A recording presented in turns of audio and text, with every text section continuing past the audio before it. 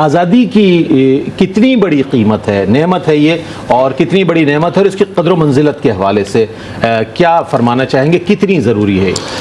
بسم اللہ الرحمن الرحیم، صلی اللہ علیہ وعلی آلہ واصحابہ وبارک وسلم۔ دیکھیں، آزادی ایک بہت بڑی عظیم نعمت ہے، بے شک، اور اس کی قدر ہمیں ہمہ وقت کرنی چاہیے۔ بے شک، بے شک۔ آزادی کی قدر اس سے پوچھیے کہ جو پرندہ اسے پنجرے میں قید کر لیا گیا ہو اور وہ انتظار میں ہو کہ کہاں پنجرے کا دروازہ کھلے اور وہ جو ہے نا فوراً آزادی حاصل کرے اور اڑ جائے۔ جانور کو بھی اگر ایک روم میں قید کر لیا جائے، بڑا سا روم ہو، لیکن وہ پھڑپھڑاتا ہے اس وقت تک، تڑپتا ہے اس وقت تک جب تک اسے آزادی نہیں مل جاتی۔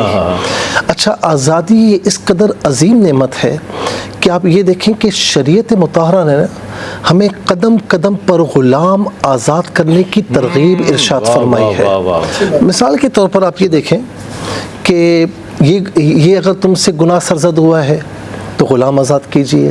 قسم کے کفارے میں، یعنی مختلف جو چیزیں ہوتی ہیں، مختلف جو حدودات ہیں، یا ہم سے کوئی خطائیں سرزد ہو جائیں تو مسلمانوں کو کفارے کے طور پر غلام آزاد کرنے کی ترغیب دینا، اور پھر یہ حدیث پاک میں ہونا کہ جو غلام کو آزاد کرتا ہے اس کی اللہ تبارک و تعالیٰ اسے جہنم سے آزادی عطا فرماتا ہے۔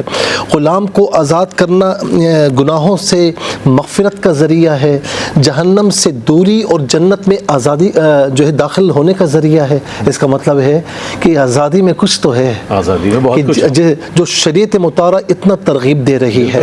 اچھا، یہاں پر آپ دیکھیں کہ امام جلال الدین سیوطی رحمۃ اللہ تعالی علیہ کیا فرماتے ہیں کہ قوموں کی جو گروہ ہے یا قوموں کا جو گروم ہے، یعنی اس کی ترقی اور پنپنا یہ آزادی سے ہی ہے۔ بے شک، آزادی اتنی بڑی نعمت ہے کہ آزادی کے ذریعے ہی عزتیں ملتی ہیں، آزادی کے ذریعے ہی عروج عطا ہوتا ہے، ترقی ملتی ہے۔ اسی طرح امام غزالی فرماتے ہیں کہ انسان کا شرف آزادی میں ہے، اور یہ اگر چھن جائے تو پھر ذلت اٹھانی پڑتی ہے۔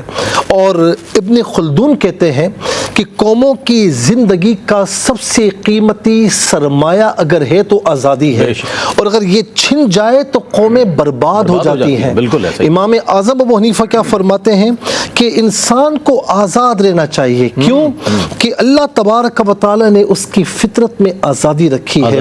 مولا علی المرتضی رضی اللہ تعالیٰ عنہ کیا فرماتے ہیں؟ فرماتے ہیں کہ بندے کو آزاد رہنا چاہیے، کیونکہ بندے کو اللہ تعالیٰ نے غلام پیدا نہیں فرمایا، آزاد پیدا فرمایا۔ اب قرآن کریم میں اس کی اہمیت پر جو میں کہنا چاہوں گا، مثال کے طور پر موسیٰ علیہ السلام کو جو فرعونی تھے نا، فرعون اور اس کی جو آل تھی، اس کے جو متبعین تھے، وہ بڑا تنگ کیا ہوا تھا۔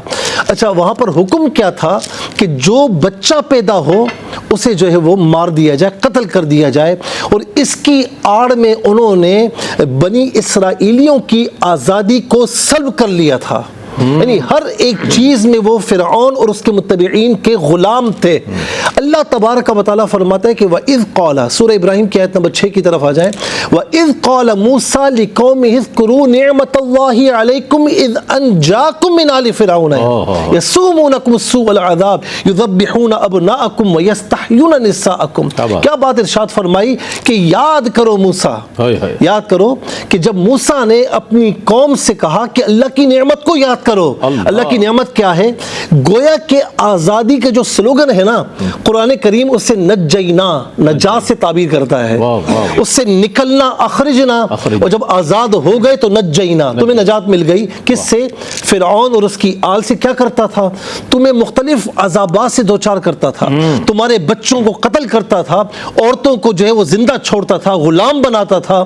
اللہ تبارک و تعالیٰ نے تمہیں اس سے آزادی عطا فرمائی، اور ایسی آزادی، ایسی نعمت ہے، اس کی قدر کیا ہے کہ مدینہ منورہ جب آقا علیہ السلام تشریف لائے تو عاشورہ کی 10 یعنی محرم کی 10 تاریخ کو جو وہ روزہ رکھتے تھے، بھائی کیوں رکھتے ہیں؟ کہا کہ اس دن موسیٰ علیہ السلام کو اور ان کے بنی اسرائیل کو، قوم کو اللہ رب العالمین نے فرعون سے اور آل فرعون سے نجات بخشی تھی، تو فرمایا کہ ہم زیادہ حقدار ہیں۔ تو آقا علیہ السلام بھی اس تاریخ میں روزہ کیوں رکھتے ہیں کہ موسیٰ علیہ السلام نے رکھا تھا؟ موسیٰ علیہ السلام نے کیوں رکھا تھا؟ اس کی قدر اور اہمیت کو جاننے کے لیے کہ آزادی کتنی بڑی نعمت ہے۔ کیا کہنے آزادی پر بات ہوئی۔